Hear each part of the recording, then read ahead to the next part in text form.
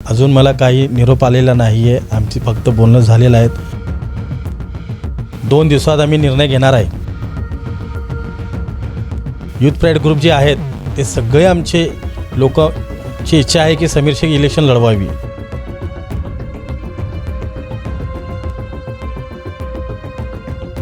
विनोद भोसलेंचा जो निर्णय आहे त्याला तुम्ही कसं बघता?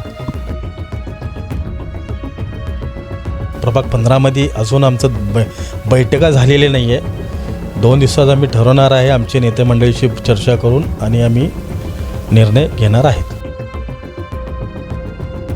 आरिफ बहिणी जे दावा केलेला आहे ते काँग्रेसचे नेते आहेत ते करणारच. यशवंत तात्या देखील भाजपमध्ये गेलेले आहेत, दिलीप माने भाजपमध्ये, विनोद भोसले भाजपमध्ये, मग समीर शेख देखील भाजपमध्ये जातील? यूथ प्राईड ग्रुप जे सामाजिक काम करत आहे ते गेल्या 15 वर्षापासून करत आहेत.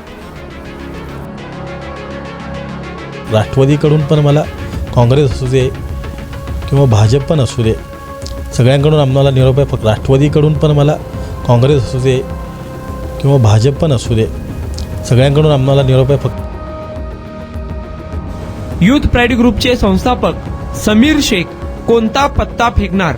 पहा एक्सक्लुझिव्ह मुलाखत आज रात्री 11 वाजता फक्त लोकप्रधान न्यूज चॅनलवर.